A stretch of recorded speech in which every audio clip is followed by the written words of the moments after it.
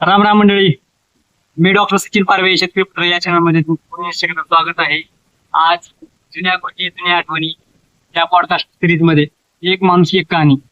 तर आज आपण यांची मुलाखत यांचा अनुभव जुन्या गोष्टी यांच्या संकट काय घडल्या ते आज आपण पाहणार आहोत. तर जरा तुमचं नाव आणि पत्ता सांगा. माझं नाव महबूब कासिम साहेब शेख देवंगरा.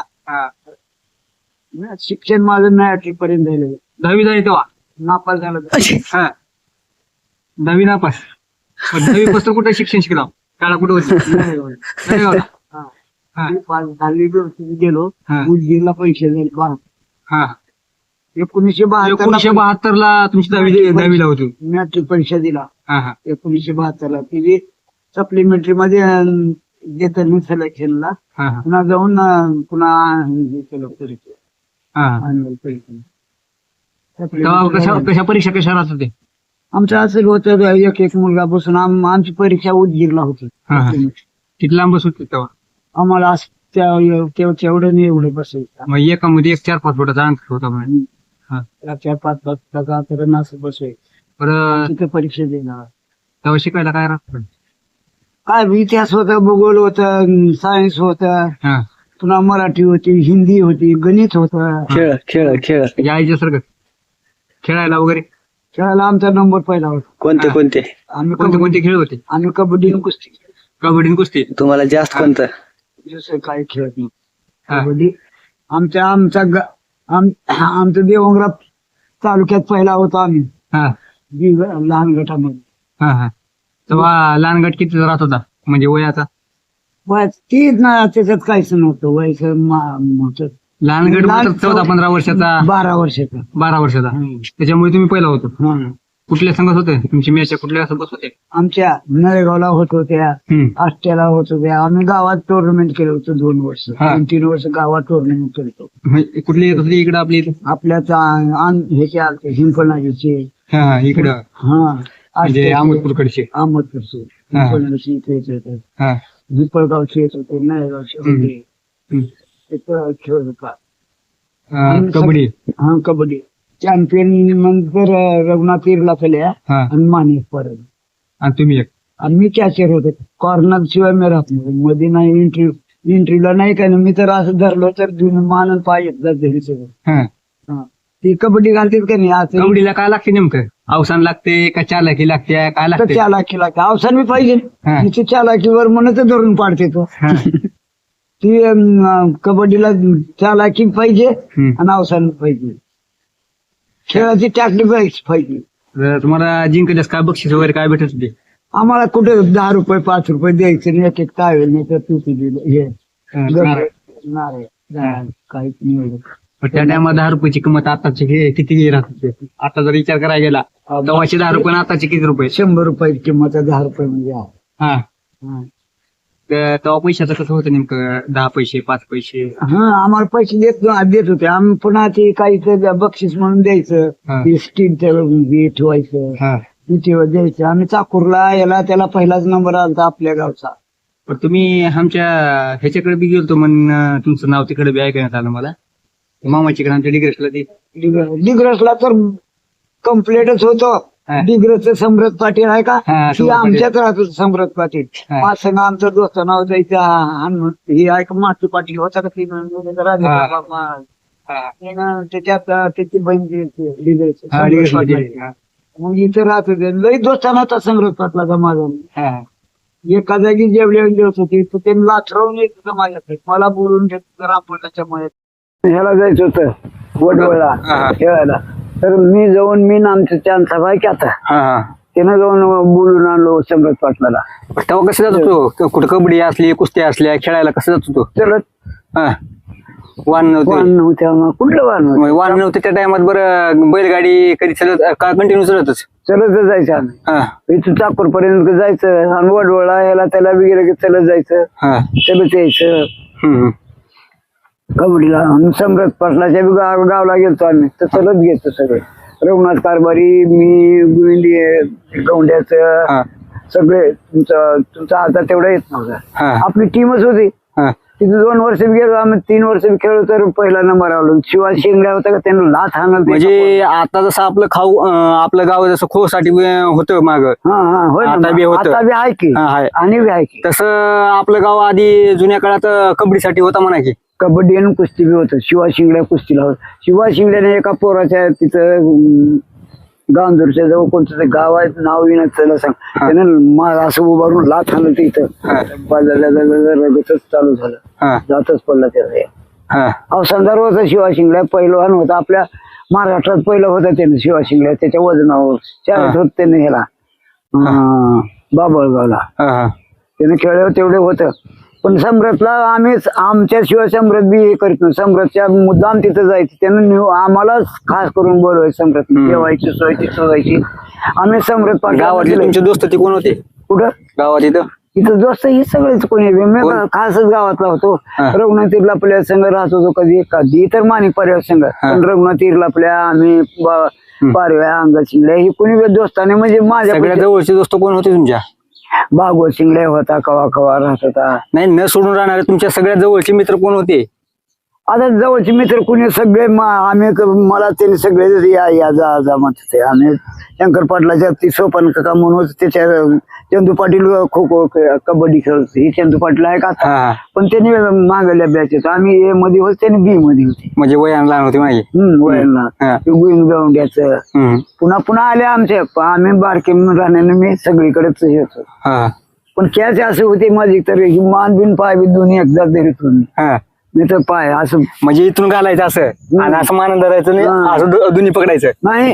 ही असं करायची आणि ही असं करून धरायची. त्यानं इंटरव्ह्यू टाकायला येतात का नाही, इंटरव्ह्यू टाकलं वाकून टाकायची. एंट्री मारली की लगेच धरायचं. हा इंटरव्ह्यू टाकलं की बारकरा तू गप मध्ये धरायचं. कवा कवा शेत तुमचा हे आजा बी इंटरव्ह्यू टाकायचं होता कवा बी. पण त्याला मागले आम्ही पहिला गट. आमच्या आजीला काय जमत, कुस्ती जमत होती का कबड्डी? कबड्डी कवा तरी तेवढे पण नाही, कुस्ती बी नाही ना. कुस्ती आम्ही खेळला, आम्ही नळेगावला कुस्ती खेळला. कबड्डी तुम्ही कुस्ती खेळा सुगावला खेळला, पुन्हा आष्ट्याला खेळला आम्ही कुस्ती. पण आम्हाला किती द्यायचं, रुपया 2 रुपये द्यायचं. दुसरं काय राहतं बक्षीस? बक्षीस 50,000 होती एका काळात. बक्षीस 50,000 होते. कुठले पैलवान यायचे? ती सुगा ह्याची का आपलं बाहेरचे होते, कोल्हापूर सोलापूर इकडले? बाहेरलीच इथले. त्या इथं आहे तो गाव नाव ह्याच्याजवळ काय बाबळगावच्या जवळ, बाबळगावचा नबी म्हणून एक होता मुसलमान. त्यानं पैसे त्याला द्यायचे 25,000 30,000 द्यायचं. लंगडा होता, ती भारी ज्ञानुभूती. आपला नरबा चोल्या पैलवान ती भारी होती. नरबा चोल्या पहिली नंबर 1ची कुस्ती शेवटला करायची त्या दोघांनी. ती दोघं बी खेळत होते, भारी होते आपल्या गावातून. ज्ञानभूती नरबा चोल्या. बरं, आधी काम होती कसं राहत होती? काम काय असं जायचं कुठं म्हणलं, काही करायचं म्हणलं तर काम. त्या टायमाला गाड्या नव्हत्या, आम्ही चालत जात होतो. आम्हाला कुठलं काय डिग्रसला बी तोवर कुठे जायचं नाही तर चालत जायचं. सगळीकडे चालतच. डिग्रसला बी चाकूरला जायचं की इथून मधून चालत जायचं. दिवस मला शेंगा मला करमुळा काय होतं साधन? करमुळा काय बी खेळायचं, बसायचं, गप्पा टाकायचं, एकूण एकाला काय बी म्हणायचं की झालं यायचं निवड जिंकायचं. लय करून तर पहिला नंबर कमी जागी आला. आम्ही आमचे 4-5 मुलं आमचे जिल्ह्याला जात होते. सगळं मी रघुनाथ कारभारी माणिक पारे ही तर हमखास जायचं. तुला खेळायला गावात नाचेल. मोरम बघितला काल परवा काय तुम्ही? मोरम बघितला. मोरमात आता करण्या गेले का बनगड झाली? आता ती पहिलाचा काळ गेला, सगळं विसरलं. महारंगल्याच्या बाया होत्या खेळ, ती बी बंद झाल्या. आता कसं झालं, जस्तीने मुसलमान म्हणा कोणी म्हणा, ती काळच बदल केले. बाहेर नाचला गेला तर काही नाही. आता बाहेर नाचाचा विषय म्हणणार मी, जसं आधी मोहरम राहत होता त्या टायमात डोला बसायचा. डोला बसले की डोला उठायच्या टायमाला हिरायचं. दिवसभर डोला उठला काय सोंग करायचे. सोंग संध्याकाळी करायचं. संध्याकाळी सोंग. ती कसं धुला पैतरा खेळत राहायचं. शिवळालं की बंद झाला सोंग आणलं की यायचं. ती बाया सुद्धा नाचत होत्या आमच्या संग. आम्ही बाया असले होतो एवढाले. तेव्हा इथं आपल्या गावात धुला खेळ आजा आम्ही सगळे धुले खेळ. सोंग आता कशामुळे बंद झाली? ती करण्याच गेले आता ते सोंग म्हणजे हे जे पोरं निघाले का आता शाळा शिकलेले निघाले करणा गेलेत कुणाला येईना बी गेले. तेव्हा नाही ते बापू महार हे ते सगळे सोंग करत होते. लिंब्याचा बाप लिंबराज महार म्हणून होते ते नाही करत होते. ती लोक मेली ती आणि कोण करू आता पोरं सगळे शिक्षणाशी निघाले त्यांना लाज वाटलेले. लाज वाटले बरोबर आहे. ती करणा गेलं कशा का करावं नाचावं का बाई हो का ते जंगमाग सोनं अंगायचं एक जण मुसलमान व्हायचं ते बाई व्हायचं मागून खायचं म्हणल्यावर त्याच्याकडे जायचं मागायचं काही म्हणले की काही बिरात होत म्हणाय काही बी राहत होत. आम्ही थोड का आम्ही बारीक असताना बघितला कमी झाला आता तर दिवसच निघत होता सोंगात. एक डाव धुला खेळ बघ तिला धुला खेळ एक डाव खेळलं की सोंग आलं म्हणायचं बंद करायचे. पुन्हा मग ती सोंग संपलं गेलं की पुन्हा पैत्रा आणि धुला खेळ. तुमचा बाप हे तुमचा आजा ही खेळते मजनू खेळते आणि बी आमचं शिकवलं ती दोघच राहते काठ्या घेऊन हलकी वाजवते ते दोघ जणच मजनू खेळते. चादुला नाचतोचा मजनू आपण खेळाय नाही. धुला खेळला सगळं केला पण मजनूच येत नव्हतं खेळा. मी खेळायच नाही मजनू कसं राहतो नेमकं? दोघच राहते काठ्या हातात घेऊन नाचते. तर हाय की नाही मजनू भरत घ्या दोनच पोरं राहते ते नाचते दोघ जण. लय भारी तुमचा आजार नाचते की सगळ्यात भारी. आता गेल्या वर्षी नाचली की आजा ना तुमच्या आज्याला येते म्हणतात आमच्या आज्याला येते म्हणतात. ना लय नाचत आजन सिकिंदर चादुल्ला त्यानं आपलं मजनू खेळायचं त्याने हातात काट्या घ्यायचे दोन नाचायचं. आजा लई भारी आहे तुमचा. आजा आमच्या संग लई खेळत होता ना. दुला बी खेळतोय पैत्रा खेळायचं त्यानं आणि का आपलं आता म्हणलो का आपण मजनू खेळायचं लई खेळत होत तुमचा आजा भारी होता. बरं जुन्या काळात आंब्याची झाड जिचे झाड लई मोठे मोठे होते म्हणून. लई मोठे म्हणजे का बघायच्या किती आंबे लागत होते एका झाडाला? काही तर 10,000 आंबा उतरतो तुमच्या आंब्याला. तर आम्ही 5-6 जण मी बाळू आमचा चुलता आमचा दुसरा एक चुलता राहायचा कवा सिकिंदर राहायचं चांदसाब कवा राहायचं आमची आंबे होते. तुमच्या सुभान पारवे आणि मी तर कंटिन्यू राहायचं. आमचा बासमा म्हणून होता दांडगा माणूस जंगी असलेला होता दांडगा. किती आंबे निघत होते एका आंब्याच्या झाडाला? 15,000 20,000 25,000 एवढं होतं तर 25,000 आंबा निघतो तुमच्या आंब्याला. किती झाड होत तसे? एक झाड होत असलं दुसरे 5,000 10,000 निघायची ती 5-6 झाड. बुड केवढं राहत बुड असं मात नव्हते दोन्ही धरलं दोन्ही कोणत्या दोघांना धरावं लागतं बुडा असं तर कवळ्यात मात होते. तर इतके मोठे झाड होते बुड. कशाने गेली ती? तोडले तुमच्या आज्यानं. पुन्हा ती शेत दुसऱ्याने इकले ती एलमाची ह्यांची खालीवरी बोलायला भांडणं ते कुटाण्यामुळे उगा रान पडलेलं तुमचं आहे की आता रान नाही का हिर पाडला का तुम्ही त्याच्या तिथं त्या खाल्ल्या हिरीच्या दुऱ्यापाशी होते मोठे कठाळून ही तुमचा वारला आणि ही आजार राहिला तुमचा म्हणजे तो शेषरावचा बाप थोरला वारला ही व्यक्त राहिल्याला ऐकणा गेलं यानं गाडीत ही गैरी फोदा हिंडला कुणीकडे जमना गेलं कुणी बी खाऊन चाललं म्हणून त्यानं विकून टाकलं सगळं पार. किती ऐकलते? 22,000 ऐकलते. काळ म्हणजे कितीच आहे ती आता अजून काही तर 10-15-20 वर्ष होऊन गेलं. तुमची आजी येण्याच्या आधी इकडे काय किंवा म्हणजे ते 1970 म्हणा की 97-95च्या आधीच म्हणा की 95च्या आधी जिंकले. 70ला 75ला ऐकले 70-75ला त्या टायमाला 22,000ला. लय झाड मोठे होते बरोबर तुमचे 6 झाडे होती. 6 झाड 22,000 ऐकले का? तसली झाड दुसरीकडे होते का नाही? दुसरीकडे होते बक्कळ होते. मग दुसरीकडे आड्याच्यात आमराई होती त्याची बाजूला राहिले त्याने तोडले. इथं ती त्या मुसलमान शेत म्हणून म्हणते का ह्याने घेतले शंकर पाटलांनी घेतले म्हणते ऐक बोरी तुमच्या घरापासून गेल्यावर तिथे नाहीत का ती शंकर पाटील तिथं होते 2 झाडं असे की काशिरात मात नव्हती बुड इतकाले मोठे होते भयंकर होते. हाताला येते तेवढे आम्ही उतरायचं राहिलेल्या लोकांना येणं जाणं, कुणी बी खावं, कसे बी राहायचं, काही बी करायचं, पाड पडलेलं खायचं. आता अवघड झाले, आता आंबे झाड लावायला अवघड झाले. अवघड, कुणी काय उदी नाही गेले, आता हात लावू दे नाही झाडाला. बरं हे आमचं चुलत दादा असं ऐकत आहो की बाबा की लय हे होतं म्हणजे हा भाजन पळायला बिळायला पुन्हा मारामारीला पुढं सगळ्याच बाबतीत पहिला नंबर असलेला होता त्याचा. हिरीत सुद्धा पवायला बैल घातलं तर कुणालाच ऐकत नव्हतं, असं पवनी घालतं उलटी तुझा बैल उलटी होती. हा ती कसं धरत होती गे मध्ये पवत पवत त्या बैलाच्या कासट्या तिथं धरायचं, असं असं उलटायचं, असं दाबून धरून बैल मोकळा व्हायचा, पवायचा बैल. पाण्यात बैलाला पालता करायचं होते हा म्हणजे वरी पायानं खाली मुंडक. हा बुडत नव्हतं मुंडकं वर राहतो बैलाचं, पण ती फार जो पिळकावायची त्याला, नळावर जो उभा करले म्हणजे ते दुखवलेलं वगैरे काही कमी होते. हा दुखवलेलं नीट होते बैलाचं, दुखवत नाही किंवा झालं थोडं थोडं लंगड काही होलं की तसं. बरं ते कसं मारत होती कोण? हे आमचा आजा सुरत आजा शांपारव्यान, पुन्हा हे दोघं जण एकाला गाठ धरायचे म्हणून एकालाच मारायचे मासामध्ये ध्यान ठेवूनच.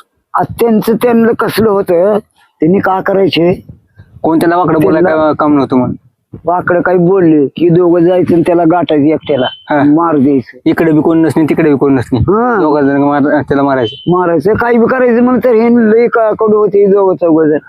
74 मध्ये बंडिंग चालू, 74ला जी बंडिंग चालू झाली म्हणजे काय राहतात की मुकदम म्हणून रान द्यावं लागत नव्हतं. आता शाप शेत आहेत का नाही, ते आता ही आहे समजा, त्यात बांध कुठं टाकायचा, कसं टाकायचं ते प्लॅन करतात कृषी खात्याचे साहेब येतात का आपले, त्यांनी करून आणायचं आणि द्यायचं. म्हणजे धुरे का धुरे तीच, पण बांध किती पडते, कुठं कुठं टाकायचं बांध करायचं. मग मला मी एक तिथून कारखान्यावर आलो, तेवढं केलं. ती तुकाराम पारव्याचं जेव्हा चलत होती की तुकाराम पारव्याचं, तुकाराम पारव्यानं म्हणला ना, विश्वनाथ कदम एक होता मेला की विश्वनाथ कदम, त्यानं म्हणलं ना त्याला चिडलं, तुकाराम पारव्यानं म्हणलं महेशाबाला राहू द्या, मजला राहू दे, त्यानं हुशार आहे.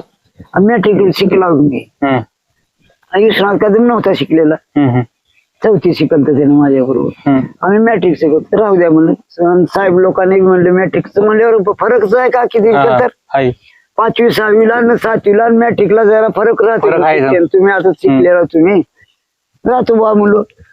राहिली तेव्हापासून राहिलो. ती मग माझी दुसरीकडली नोकरी गेली, ती गेली त्या धंद्यात मायला कंडाला पा. साहेब लोक काय करायचे, आम्ही हुशार होते का असं तुमच्या ना, बिन हुशार आजा ते नाही राहायचं.